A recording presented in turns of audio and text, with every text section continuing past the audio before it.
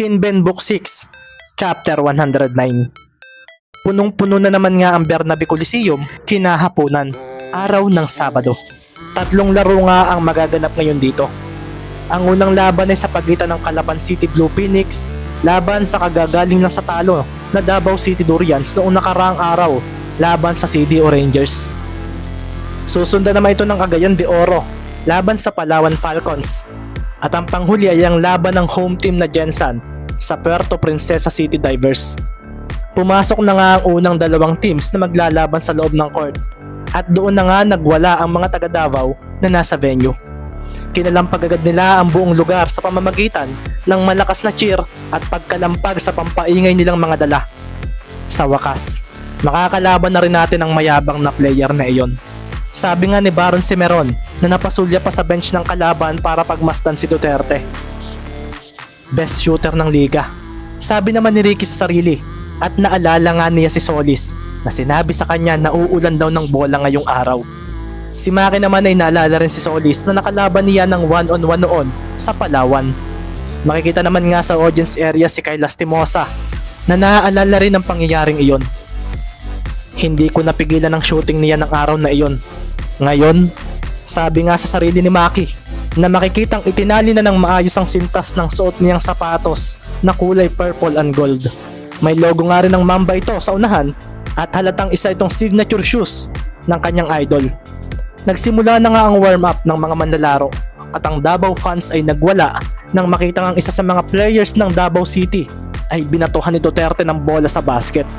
Pagkatapos nga noon ay makikita na nga lang ang isang manlalaro nila na may numero 1 sa likod ng jersey ang agad na tumalon at sinambot sa ere ang bola. Pagkatapos nga noon ay ang pagdunk nito gamit ang kaliwang kamay. Natanggal din ang suot itong sombrero at doon na nga tumambad ang kulay gold nitong buhok. Makikita nga sa likuran to ang apelyidong Edwards at kung pagmamasdan ay may asul na mata ito. Ibig sabihin, pwedeng banyaga ito o may lahing banyaga. Hindi siya naglaro noong nakaraang game natin.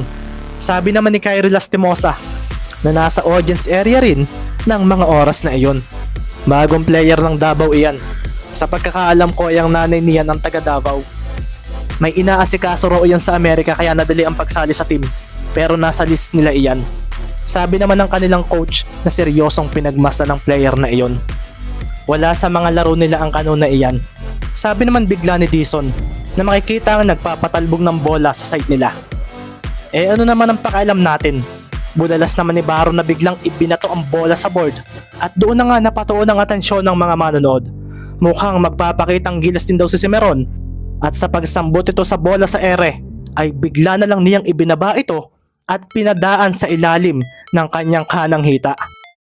Isang between the legs dunk nga ang kanyang gagawin na kinaseryoso rin ng mga kakampi niya. Pagkatapos nga noon ay ang paghawak ng kabilang kamay ni Baron sa bola at ang paglapag niya sa ibaba. Sandaling natahimik ang crowd at doon na nga napabato sila rin ng bola kay Baron. Ang layo ko pala sa ring, sabi nga ni Baron at doon na nga siya tinawanan ng mga fans ng Davao. Boo! Budalas pa nga ng mga ito at ang mga napatigil namang players ng Davao ay agad na napailing. Nakuha kasi ni Cimeron ang atensyon nila. Napangiti na nga lang din ang kanuna si Edwards at napatingin kay Solis. Alvin, mukhang mataas tumalo ng kalaban nating iyon, sabi nga nito. Marunong nga itong magtagalog pero mahahalata mo talagang banyaga ang kanyang tono. Oo, pero wala sa iyo iyan. Sabi nga ni Alvin na biglang pinakawala ng bola pataas mula sa kanyang pwesto. Ang taas nga ng pag-arko noon at sa pagbaba nito ay napacheer naman kaagad ang mga fans niya dahil pumasok pa rin iyon sa basket. Malalaman natin sa game. Mas maganda ang record nila sa atin kaya I am excited to try their defense against me. May ngiting wika pa nga ni Edwards at pagkatapos noon ay napatingin nga rin si Solis kay Kian Mark. Kalimutan mo na ang pagkatalo natin last game. Bumawi na lang tayo sa kanila. Huwag kayong magpakita ng kahinaan dahil dyan tayo matatalo. Bulalas pa nga ni Solis na ikinatango naman ang kanyang mga kasamahan. Hindi rin tayo ang Gensan para matambakan. Bulalas pa nga muli niya na agad na ikinaseryoso ng mga players ng General Santos na nasa audience area. Sumilbato na nga ang referee at hudyat na nga ito na ang warm-up ay tapos na. Dito na nga muling nag-ingay ang mga Davao fans. Makikita na nga ang pagtayo ng kanilang starting five. Makikita nga rin kinakausap ito ng kanilang coach na isang 30 plus ang edad, si Coach Danny Intal, na dati ring naglalaro para sa team pero nagretiro na ito at naging coach ng mga ito. Kung magbabase tayo sa last game nila, ay delikado para sa atin ang playmaking ni Mendez. Kailangan pa rin natin ng depensa, pero kung makakapuntos sila, gusto kong siguruhin ninyong makakapuntos din kayo. Alvin at Carl, kayo ang offensive players ng team. Kian, focus sa game, mabigat na katapat si Mendez pero huwag kayong mag-alala sa akin coach, hindi ako magpapatalo sa Mendez na iyon. Seryosong wika nga ni Duterte na makikita sa mga mataan talim at gigil. Leandro at Garvey ang rebounding. Depensahan din ninyo si Magbuo at huwag ninyong basta papabayaan si Lee. May outside threat siya. Alvin at Carl ang laning, ang mga pasa ni Mendez. Subukan ninyong mahuli. Dagdag pa nga ni Coach Danny. Pagkatapos nga noon nagsipaso ka na sa loob ng court ang mga manlalaro. Malakas na cheer nga kaagad ang ibinigay ng mga Davao fans sa kanilang mga players na nakasuot ng puting jersey. Ang mga players naman ng Calapan City na nakaasul ay handang-handa na rin sa magsisimulang laban. Good luck sa game. Sabi pa nga ni Leandro Hermosa, kay Marlon Magbuo na tumangulang sa kanya. Napanood ko ang galawan nito at malakas na sentro ito. Kaso kaya ko rin gawin ang mga ginagawa niya. Sabi na nga lang sa sarili ni Hermosa na inihanda na ang sarili sa pagtalon. Ang referee kasi ay nasa tabi na nila at hawak na nito ang bola. Davao City Durians 2-3. Kian Mark Duterte number 30, 6'3", point guard. Alvin Solis number 11, 6'3", shooting guard. Carl Edwards number 1, 6'5", small forward. Garby Cruz number 12, 6'9", power forward. Leandro Hermosa number 13, 6'11", center. Calapan City Blue Phoenix 4'1". Ricky Mendez number 3, 5'6", point guard. Maki Romero number 24, 6'0", shooting guard. Carlo Ibanez number 8, 6'7", small forward. Markili number 4, 6'8", power forward. Marlon Magbuo number 6, 6'9", center. Ibinato na nga pataas ng referee ang bola at dito na nga tumalo ng dalawang sentro na nasa gitna. Sabay nilang hinampas iyon na naging dahilan upang sa gitnang bahagi iyon tumapon. Kasunod nga noon na yung mabilis sa pagkilos ng mga manlalaro para makuha iyon. Akin, sabi nga ni Edwards, at ang Davao City nga ang nakakuha ng unang possession. Dito na nga rin biglang napaseryoso ang mga manonood dahil sa pagharap ng kanuna iyon ay biglang lumitaw si Mendez. Aagawan kaagad niya ito ng bola at kasalukuyan na kaagad siyang nasa dribbling hug ni Edwards. Huling-huli na iyon ni Mendez kaso marahang ngumiti si Edwards at agad na gumalaw ang kanyang katawan at umatras mula sa player na sasalisi sana sa kanya. I know your skills man. Mahinang wika nga ni Edwards na biglang ibinigay ang bola sa dumaan na si Duterte. Si Ricky naman ay hindi basta nakaalis dahil humarang din ang isa niyang bisig dito. Ang galing, hindi ko naistilan, sabi naman ni Ricky sa sarili at kasunod dito ay ang pagseryoso niya dahil lang umatras si Edwards ay bumangga pa ang siko nito sa kanya. Si Carlo naman ang humabol kay Duterte kaso sa paglampas niya ay biglang pinakawalan nito ang bola pa kaliwa at doon na nga dumating si Alvin Solis na agad na tumalon.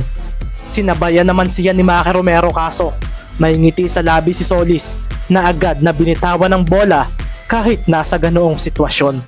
Si Maki ay hangin ang nahampas at sa paglapag nilang dalawa ay napaupo pa si Solis at doon na nga kaagad sumilbato ang referee.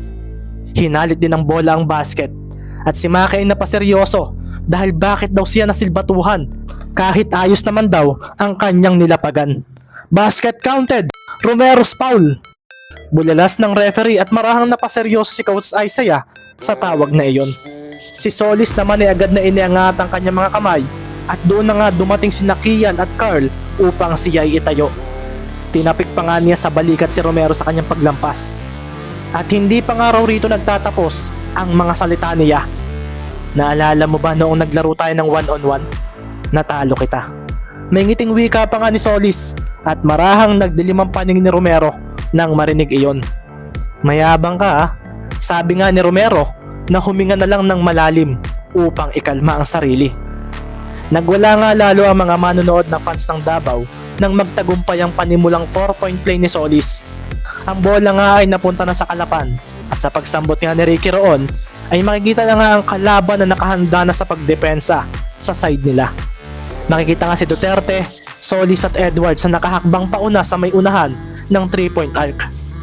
Sinalubong nga nila kaagad sina Romero, Ibanez at Mendez. Ngayon, si Duterte ay agad na ibinaba ang katawan laban sa maliit na player na ngayon ay nasa kanyang tapat.